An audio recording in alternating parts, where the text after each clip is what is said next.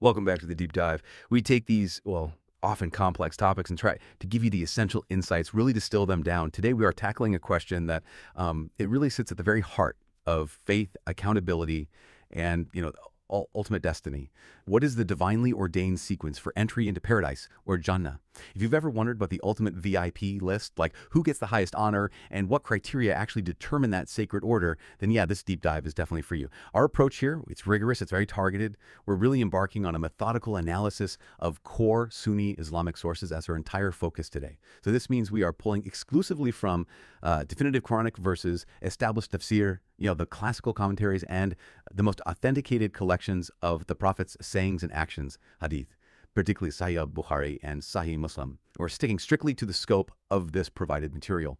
And importantly, that means we are excluding all Shia sources from this specific analysis. We're aiming to uncover the authoritative Sunni order of precedence. And for you, the listener, this isn't just some, theological timeline.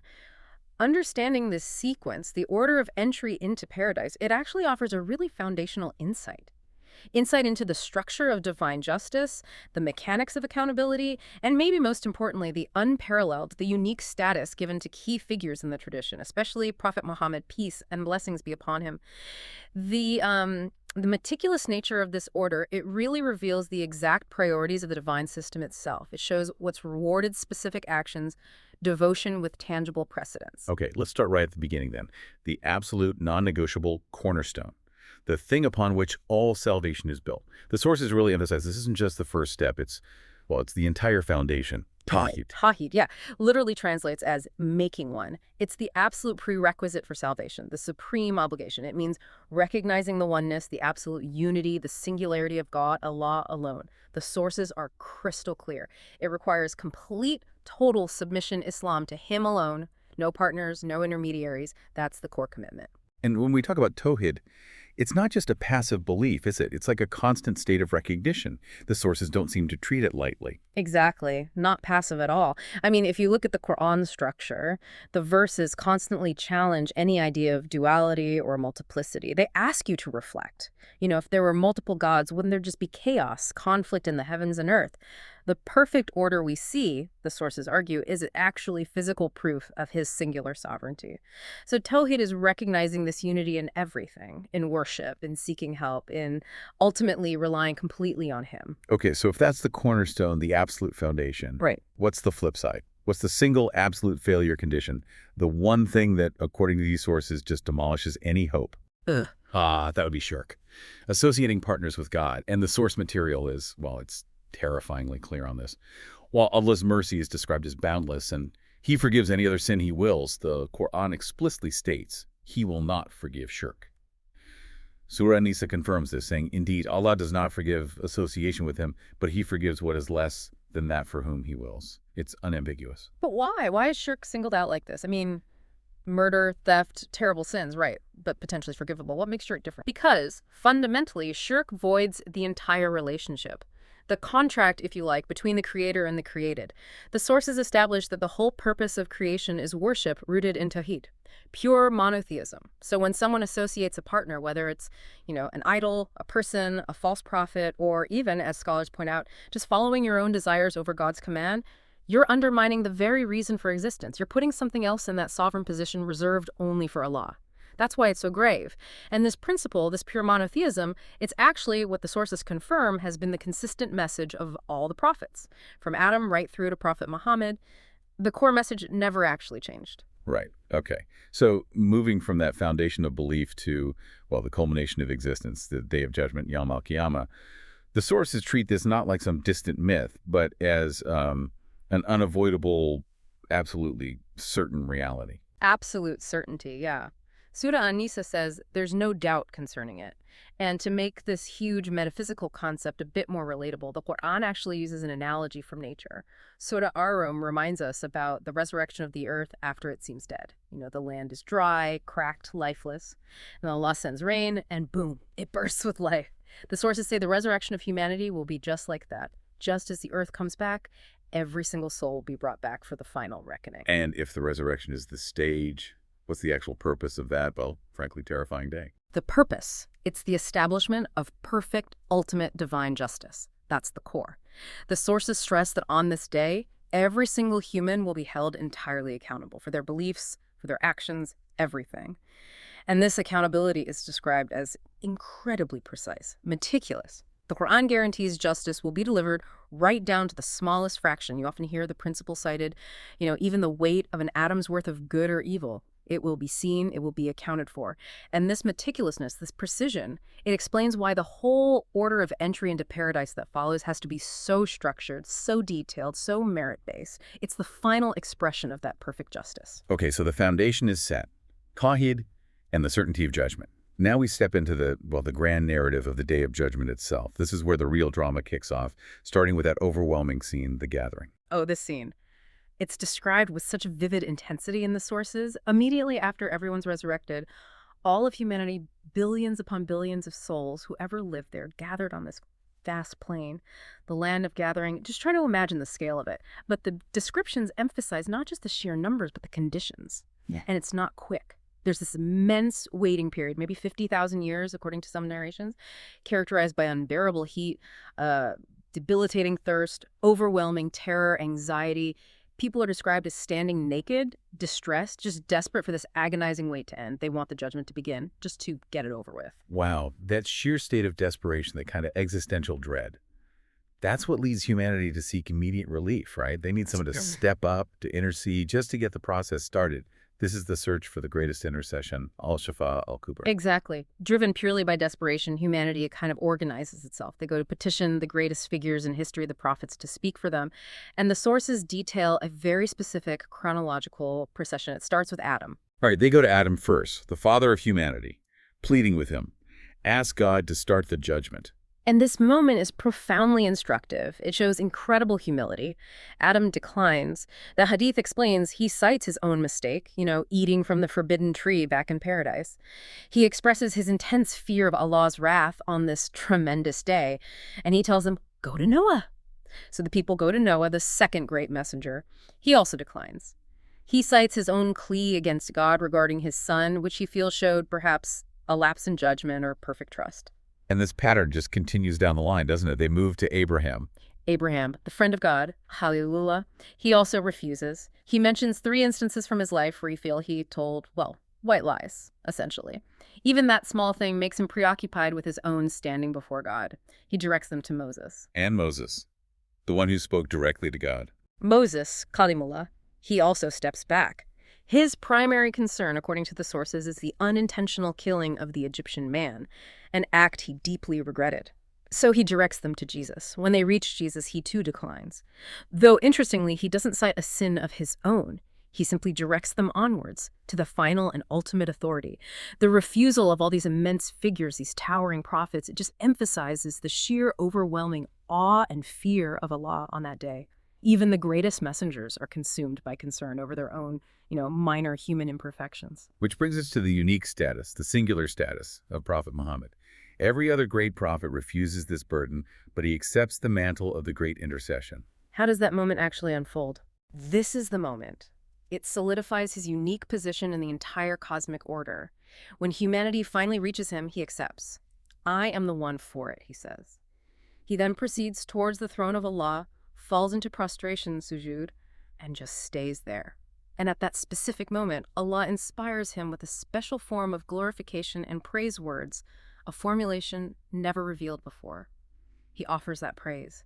Allah then commands him to rise, raise your head, ask and it will be granted, intercede and your intercession will be accepted. This unique act, al-Shafa al-Kubra, it's solely his. It's through his intervention that the unbearable waiting ends, and the final reckoning for all creation is hastened. So just to be clear, his intercession here isn't just for his own followers, his Ummah. It's for all of humanity to actually get the Judgment Day process moving. Precisely. It benefits everyone by ending that agonizing wait. Once the judgment is hastened, then we move into the immediate accountability phase, the reckoning itself. Right, the reckoning. How does that start? It begins with the presentation of deeds. The sources describe this as a meticulously detailed process, perhaps with multiple stages. First, it seems the individual is made to confess their deeds directly. Then, the recorded scrolls, the records kept by the recording angels, containing every action, thought, word, they literally fly to their recipients. And how you receive that scroll. That dictates everything, doesn't it? It absolutely does. It's a clear visual sign. The righteous, they receive their records in their right hands, a sign of success, acceptance, joy. The condemned, however, receive theirs in their left hands. And it's often described as coming from behind their backs, signifying shame, failure, condemnation. That distinction is crucial. Okay, so after the deeds are presented, tallied up, we reach the ultimate assessment on the scales. Al-Mizan. Al-Mizan. Literally, the scales of justice.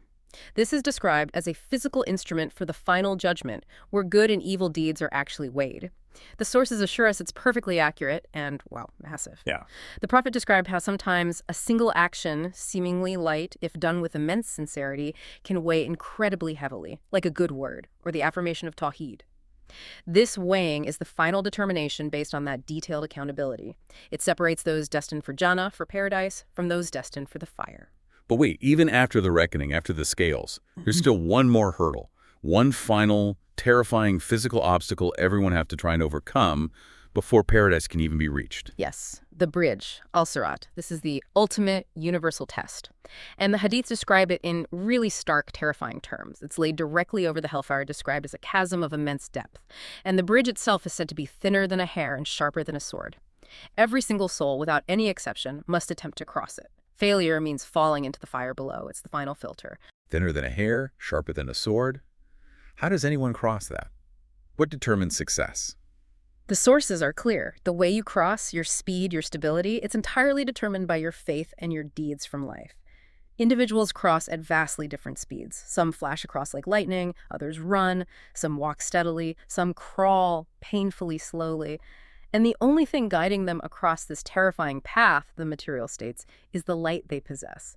And that light, it's directly proportional to their sincere faith, Iman, and the quality, the weight of their righteous deeds, Amal Salih, during their earthly lives. For those whose deeds lack substance or whose faith was weak, their light flickers, it dims, it dies out, leading to their fall. And who leads this final, incredibly perilous procession across the bridge? Does anyone go first? Prophet Muhammad, peace be upon him, once again establishes his definitive leadership role. The sources confirm he will be the very first of all creation to cross al-Sirat, and he leads his Ummah, his followers, immediately behind him. As he crosses, he's heard praying, not for himself, but focusing entirely on his community. Allahu Subhanahu wa Ta'ala, O Allah, grant safety, grant safety. This sequence from triggering the judgment with the great intercession to leading the way across the final obstacle, it just firmly cements his status as the leader of all humanity in the hereafter. And it establishes the precedence of his community following right behind him. Right. We've now, metaphorically, arrived at the gates of paradise. We know who led the way across the bridge and which nation followed first. But now we get to the really specific question, the core of our deep dive. Who was the very first individual person to cross the threshold, to actually step foot into Jannah? On this, the answer is absolutely definitive. There's really no room for scholarly debate among the Sunni sources we're looking at. The very first person to enter paradise is Prophet Muhammad, peace and blessings be upon him. His precedence is total, universal. And this isn't just like an assumption based on his status, right? There's explicit textual proof confirming this specific order. Can you walk us through that famous hadith? Absolutely. It's a well-known hadith narrated in Sahih Muslim by Anas ibn Malik. It paints a very clear picture. The Prophet described arriving at the gate of paradise and asking for it to be opened. The keeper of the gate, the angel Ridwan, is often mentioned, asks his identity. Upon hearing the name Muhammad, the keeper replies with this crucial binding statement. It is for you that I have been commanded, and not to open it for anyone before you. Now, that singular command, not to open it for anyone before you, confirms his entry is a unique, divinely ordered priority.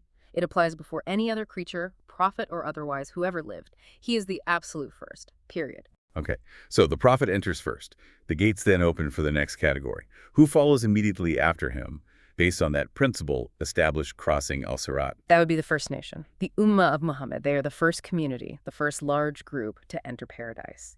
They precede the followers of all previous prophets, including the followers of Jesus and Moses. And if we dig into the why behind that, why does this specific nation get such immense honor, such precedence over previous communities?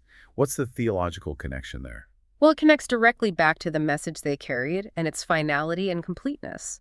The sources argue that their precedence is directly linked to their role as the inheritors and bearers of the final, the most comprehensive, the fully revealed message of pure Tawheed. They bore witness to the completion of divine law. Their acceptance and carrying of that ultimate revelation bestows this unique honor upon them. It confirms that the order of entry is intrinsically linked to the sequence and the perfection of revelation itself. Okay, now let's dive deeper. We're moving into the layers of precedence within that first nation, within the Ummah. We know the prophet is the first individual overall. Who was the first non-prophet individual from his Ummah to follow him into Jannah? Right, so within the Ummah itself, the overwhelming consensus and the primary narrative source cited points to Abu Bakr al-Siddiq, the prophet's closest companion, the first adult man to accept Islam, the first caliph after him. There's a narration cited by Abu Dawud, reported via Abu Huraira, where the Prophet Muhammad apparently told Abu Bakr directly, "You, Abu Bakr, will be the first of my nation to enter paradise." Okay, that sounds pretty definitive. But here's where, as you mentioned, our analysis needs that scholarly rigor. Yeah. You hinted there's a crucial scholarly discussion about the classification of the specific hadith. This feels like a really important detail for our listener. It is important, yes, because it demonstrates the meticulous standards of hadith science, ilm al-hadith. While the general historical status and spiritual honor of Abu Bakr are completely undisputed, he's considered the most virtuous man after the prophets by Sunni consensus. This specific hadith, mentioning him as the first non-prophet to enter paradise, has a nuanced classification history. The sources indicate that some highly respected earlier scholars, like al-Hakim and al-Tahabi, they deemed this particular narration sound, or sahih. However, other later, very distinguished scholars of hadith, perhaps most notably Sheikh al-Albani, classified it as weak, or da'if. This was due to perceived issues in its chain of narration, the isnad. So what does that mean for our understanding that? Is he the first or not? Well, it means that while Abu Bakr's theological status as the best of the Ummah remains absolutely firm and unanimous, the specific narration giving him the literal #1 spot among the Ummah for entry is subject to some methodological debate among the top hadith experts regarding its textual authenticity. But, and this is important to stress, even with that scholarly caveat, this is the most widely cited and celebrated account. It reflects the general scholarly understanding of who holds this distinct honor, even if the absolute proof level of that specific chain is debated. The debate doesn't really negate the honor, it just showcases the incredibly rigorous demands of authenticating prophetic sayings. That's fascinating. Okay, so from the first individual within the Ummah, let's move to a truly remarkable group within the Ummah. Those who seem to skip the whole complex process we just discussed altogether. There's this group, specifically numbered at 70,000, though some narrations multiply that number significantly, who receive an extraordinary privilege. Yes, this is perhaps one of the most motivating details in the entire eschatological picture. This group, this specific cohort, they are privileged to enter paradise without any prior reckoning, his Eleb, and without any punishment. They essentially bypass the whole anxiety of the scales, the flying scrolls, the prolonged waiting, straight entry. Wow. Okay, so what were their qualities? What did they do, or what were they like to earn such an immediate, unhindered entry? The sources must be very specific about the nature of their faith, right? Oh, they are meticulously documented. Sahih al-Bukhari gives us the details. Their defining virtue boils down to their absolute, uncompromising faith, particularly their tawakkul, complete reliance and trust in God. Specifically, the Prophet described them with 4 key characteristics. First, they did not seek spells or enchantments or use superstitious remedies, ruqyah, that involve shirk. Second, they did not practice cauterization for healing, which was a common practice but perhaps seen as relying too much on means rather than God. Third, they did not seek omens or believe in bad prophecies, natayur. And fourth, the most critical point, they placed their absolute, full, complete trust, tawakkul, in Allah alone. That avoidance of charms and omens and even cauterization, it seems like a very specific set of actions or non-actions to earn such a massive reward. Why is that particular abstinence so central to this group's identity? Because it speaks directly to the absolute purity of their tawhid, their monotheism. Seeking charms, believing in omens, maybe even excessively relying on physical means like cauterization, can sometimes imply a reliance on worldly things that tries to bypass God's will, or it might attribute some independent power to created objects or practices.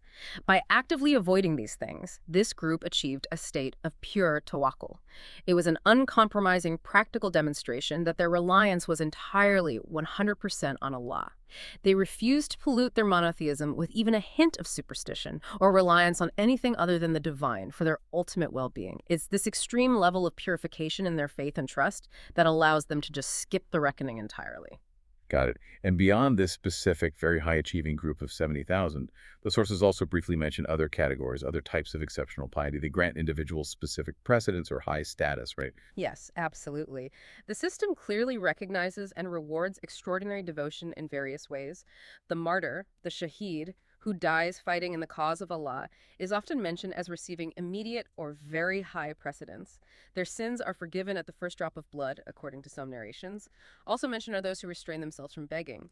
This demonstrates self-sufficiency, dignity, and reliance solely on God for sustenance, not on other people. And perhaps a more generalized category is the servant who diligently and sincerely worships Allah, especially in private, focusing purely on that relationship with the divine, away from the eyes of others. These examples show that immediate entry, or very high precedence, isn't just random. It's the ultimate reward for specific, often difficult, extraordinary acts of devotion that elevate an individual far above the sort of minimum requirements. Okay. This highly merit-based order, centered so clearly on the final prophetic message and specific acts of piety, naturally leads us to a more complex theological question, one that really highlights the transition in divine law over time. What is the status of sincere followers of earlier monotheistic faiths, like Jews and Christians who lived either before Prophet Muhammad or maybe concurrently with his message but didn't accept it? Right, to answer that, we have to get into the doctrine of abrogation and finality. It's crucial in Islamic jurisprudence, usul al-fiqh. We start with an initial revelation, you pointed to it, Surah al-Baqarah, verse 62. This verse suggests that before Prophet Muhammad came, those who sincerely believed in God on the last day, whether Jews, Christians, or Sabians, and did righteous deeds, well, they would have their reward with their Lord. Scholars generally interpret this to mean that, yes, before the final universal message arrived, sincere followers of the earlier prophets were indeed on the correct path for their time. But then, as you said, the sources introduce this concept of a superseding command, something that changes the criteria for salvation moving forward. Precisely. This is the concept of abrogation, or nask. A later verse, Surah Al-Imran, verse 85, is understood to act as the definitive superseding command. It states very clearly, "And whoever seeks a religion other than Islam, it will never be accepted of him, and he will be among the losers in the hereafter." Islamic scholarship, especially looking at the major commentaries like those by Ibn Kathir or Al-Jalain, interprets this later verse as overriding the generality of the earlier one. It sets the new final standard. Okay, so we synthesize those 2 points, the earlier acceptance and the later superseding command. What's the resulting scholarly consensus regarding salvation after the arrival of Prophet Muhammad as the final messenger? The conclusion reached by mainstream Sunni scholarship is pretty unwavering on this. After the advent of Prophet Muhammad as the final universal messenger for all mankind, salvation becomes entirely contingent upon accepting the religion he brought, Islam, as the complete and final revelation. The sources confirm that the message he delivered supersedes all previous partial revelations.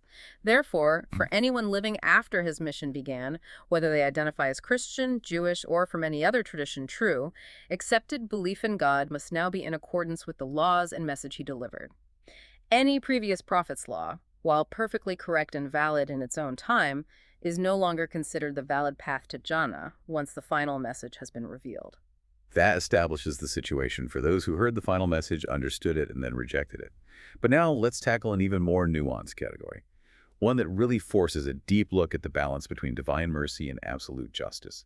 I'm talking about the fate of the Al-Father. Who are they, exactly? Oh, al-Fatra. Yeah, literally it means people of the intervening period or people of the gap.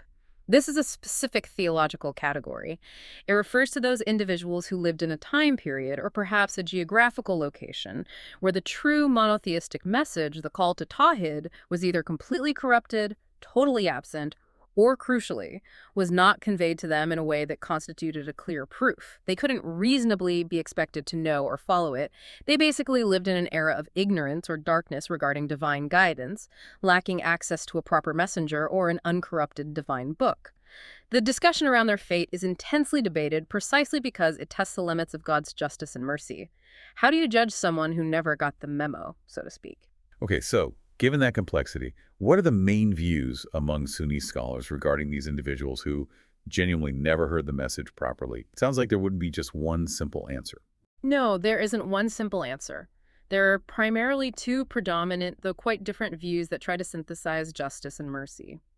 The first view, held by very prominent scholars like Imam Nawawi and also Sheikh al-Albani in more recent times, tends to emphasize God's boundless mercy. Their argument rests heavily on that fundamental Quranic principle we find in Surah Isra. We do not punish a people until we have sent a messenger to them, end quote. The rationale here is straightforward. If these people never receive the message in a pure, uncorrupted form that could establish a clear proof against them, then they simply cannot be held accountable for rejecting it.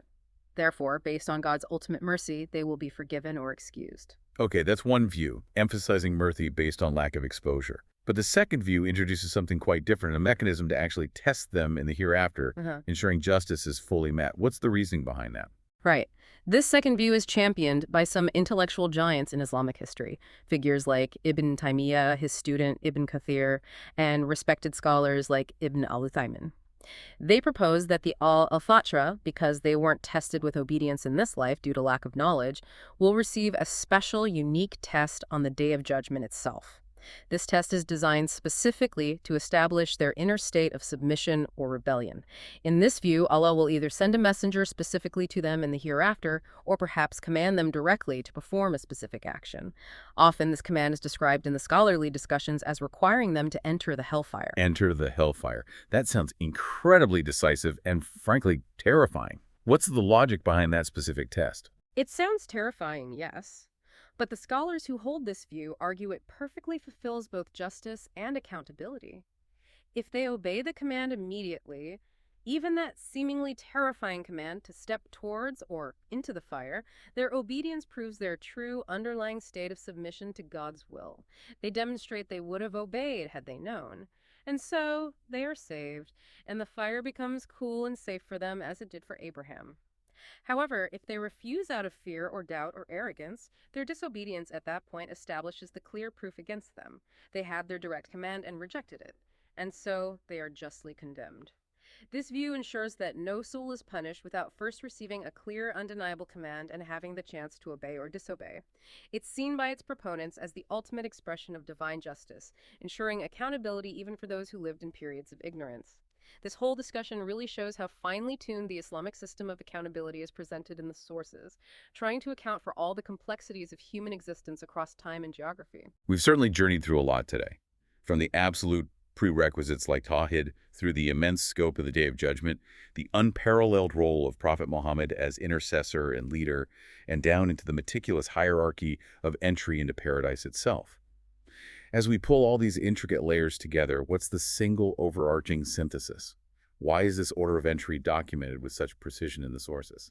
I think the synthesis is really clear. The detailed order isn't arbitrary at all. It's the ultimate practical affirmation of Prophet Muhammad's unique status. He is the final prophet. He is the primary intercessor who literally moves all of creation forward on that day. He is the definitive leader of humanity in the hereafter, guiding them across the final obstacle. The entire process from start to finish just confirms his unique, divinely mandated position. And the precedence that's granted specifically to his Ummah, to his followers following right behind him, what does that ultimately confirm for the listener today? It confirms the absolute essential importance of accepting, and more importantly, acting upon, the complete and final revelation that he brought. And all those distinctions we analyzed, between the special 70,000 entering without reckoning, the specific mention of Abu Bakr, and then the general believers crossing al-Sirat based on their deeds, it all shows that the Islamic eschatological system, as described, is truly a finely tuned instrument. It balances divine justice and divine mercy, and it meticulously rewards different forms, different levels of piety, devotion, and submission with varying degrees of honor, speed, and status upon entering paradise. That detail makes the whole system feel incredibly, practical almost. We talked about how the criteria for that highest status, those 70,000 who skipped the whole reckoning, it wasn't vague. It was based on specific practical forms of complete faith, avoiding charms, avoiding omens, and that total reliance on God, tawakkul. Exactly. And given this meticulously documented criteria for gaining that most immediate, most extraordinary status, this structure leads us right into our final, perhaps provocative thought for you to consider.